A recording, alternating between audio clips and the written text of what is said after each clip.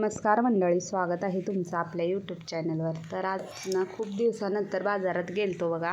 तर मग बाजारात मस्त अशा पालेभाज्या आलेल्या होत्या आणि ना मला खूप दिवसानंतर तांदूळशीची भाजी दिसली. म्हणलं चला, पावसाळ्यातच राहतात अशा भाज्या, त्याच्यामुळं मग एक तांदूळशीची भाजीची गड्डी घेतली आणि सोबतच एक गड्डी कोथिंबीर घेतलेली होती. आल्यानंतर मस्त अशी ना भाजी नीट करून घेतली.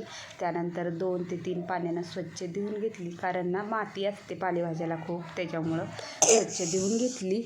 त्यानंतर ना कढई ठेवली गॅसवर आणि कढईमध्ये 2 चमचे तेल घातलं. तेल गरम झाल्यानंतर याच्यामध्ये ना 1 चमचा जिरे, 1 चमचा मोहरी घातली. जिरे मोहरी फुलल्यानंतर 5-6 पाकळ्या लसूण असं मोठा ठेचूनच घातला आणि 2 हिरव्या मिरच्या बारीक कट करून घातल्या.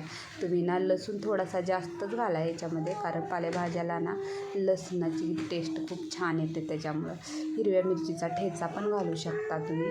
तर मिरच्या हे चांगलं परतवून झाल्यानंतर त्याच्यामध्ये तांदूळशीची भाजी घालून घेतली आणि चांगलं 1-2 मिनटं तेलामध्ये परतवून घेतली. त्यानंतर चवीनुसार मीठ आणि 1-2-3 चमचे भाजलेल्या शेंगदाण्याचं कूट घालून घ्यायचं आहे. कूट थोडंसं मोठंच ठेवायचं, म्हणजे ना पालेभाजीला थोडंसं मोठं कूट असलं ना तर खूप छान लागते भाजी, त्याच्यामुळं.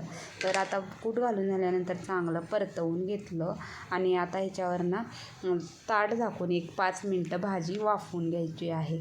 भाजी शिजायला वेळ लागत नाही, अगदी 1-5 मिनटामध्ये तयार होते. तुम्ही ही भाजी टिफिनला हे देऊ शकता, खूप छान लागते. आणि हे भाजीला ना स्पेशली भाकरीसोबत खूप छान लागते.